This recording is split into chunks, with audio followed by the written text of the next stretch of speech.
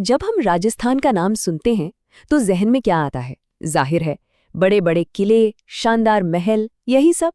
लेकिन सोचिए, अगर इस जमीन की असली कहानी इन किलों और महलों से भी कहीं ज्यादा पुरानी हो, रेत की परतों के नीचे दबी हुई।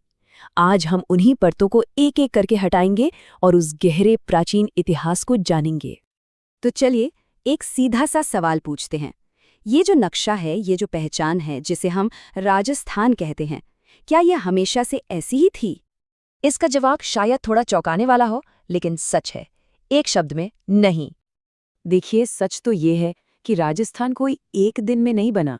ये एक ऐसी कहानी है जो लाखों सालों में लिखी गई है, जिसमें हर दौर ने, हर जमाने ने अपनी एक परत जोड़ी है। तो जैसे कोई पुरातत्वविद जमीन की खुदाई करता है ना, ठीक वैसे ही हम भी आज परत दर परत इस इतिहास को खोलेंगे। तो हमारा ये सफर शुरू होगा पाषाण युग के पहले इंसानों से। फिर हम देखेंगे कि यहाँ पहली महान सभ्यताएं कैसे बनी और फिर कैसे बिखर गईं। हम बड़े बड़े साम्राज्यों के बनने और टूटने की कहानी देखेंगे, और आखिर में हम इस जमीन के असली शासकों, मीणाओं के उदय को समझेंगे। तो चलिए समय में बहुत पीछे चलते हैं, मतलब बहुत ही ज्यादा पीछे, कोई 5 लाख साल पहले, पाषाण युग में, जब इस जमीन पर इंसान के पहले कदम पड़े थे। उस जमाने के इंसान वो शिकारी संग्रह करता थे, मतलब जानवरों का शिकार करना, जंगल से फल फूल इकट्ठा करना और गुफाओं में रहना। बस, कोई शहर नहीं, कोई खेती नहीं, जिंदगी सिर्फ जीने की जद्दोजहद थी।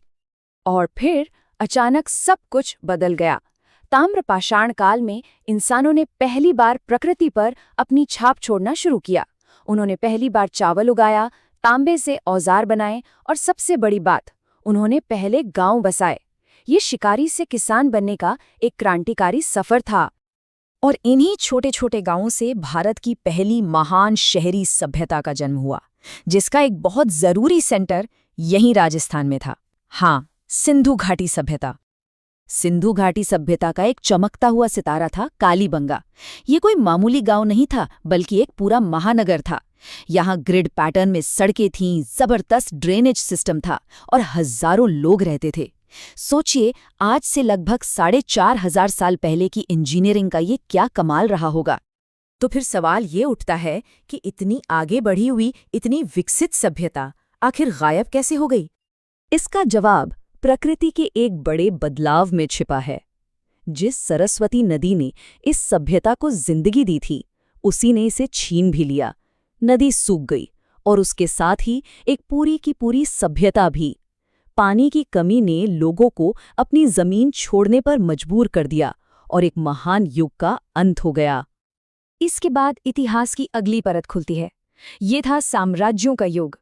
नए लोग आए, अपने साथ नए विचार लाए, और यहाँ बड़े बड़े राज्यों की नींव रखी गई। सिंधु घाटी के बाद एक बार फिर से शहरों का दौर लौटा। इस बार पूरे भारत में 16 महाजनपद यानी बड़े राज्य बने। इनमें से राजस्थान में सबसे ताकतवर था मत्स्य महाजनपद, जो इतना अहम था कि इसका जिक्र महाकाव्य महाभारत में भी मिलता है।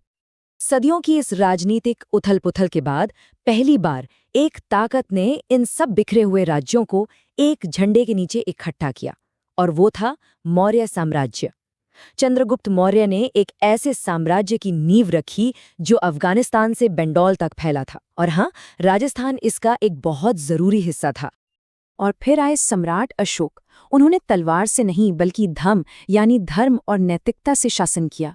जयपुर के पास बैराठ में चट्टानों पर उकेरे गए उनके संदेश आज भी हमें नैतिकता और सामाजिक न्याय की याद दिलाते हैं। ये एक शासक की वो विरासत है जो कभी मिटती नहीं। मौर्य साम्राज्य के पतन के बाद राजस्थान में एक बार फिर अस्थिरता का दौर आया। ये विदेशी हमलों का समय था, जिसने इस जगह को संस्कृतियों का संगम भी बनाया और युद्ध का मैदान भी। इस दौर का सबसे बड़ा संघर्ष था त्रिपक्षीय संघर्ष, कन्नौज पर कब्जे के लिए। राजस्थान के गुर्जर प्रतिहार, बंगाल के पाल और दक्कन के राष्ट्रकूटों के बीच लगभग 300 साल तक, जी हां, 300 साल तक लड़ाई चली, और नतीजा, तीनों ही शक्तियां एक दूसरे से लड़कर बुरी तरह कमजोर हो गईं, जिससे एक बहुत बड़ा पावर वैक्यूम यानी शक्ति शून्य पैदा हो गया। और इसी शक्ति शून्य ने कहानी के सबसे बड़े मोड़ को जन्म दिया। जब बाहर की बड़ी बड़ी ताकतें कमजोर पड़ गईं, तो इस इलाके के मूल निवासियों मीणा समुदाय को अपना शासन स्थापित करने का मौका मिला। अब एक सवाल अक्सर पूछा जाता है कि ये मीणा आखिर आए कहाँ से थे? इसका जवाब जितना हैरान करने वाला है उतना ही आसान भी। वो कहीं से नहीं आए, वो हमेशा से यही थे। मीना इस भूमि के मूल निवासी हैं, जिनकी जड़ें वैदिक काल तक गहरी हैं। तो मीणा शासकों की विरासत क्या थी? इसका एक जवाब इस नंबर में छिपा है, 50 से ज्यादा। ये सिर्फ एक गिनती नहीं है, ये उन बावड़ियों यानी श्री जारकुओं की संख्या है जो उन्होंने इस सूखी जमीन को पानी और जिंदगी देने के लिए बनाए थे। ये सिर्फ राजनीति नहीं थी, ये इंजीनियरिंग का एक चमत्कार था। मीणाओं ने झीलों, तालाबों और बावड़ियों का एक ऐसा नेटवर्क बनाया जिसने इस इलाके की तस्वीर ही बदल दी। और सबसे हैरान करने वाली बात, उनके बनाए कई वाटर स्ट्रक्चर आज भी काम कर रहे हैं। ये सदियों पुराना सस्टेनेबल डेवलपमेंट है। तो ये है राजस्थान के बनने की कहानी, परत दर परत।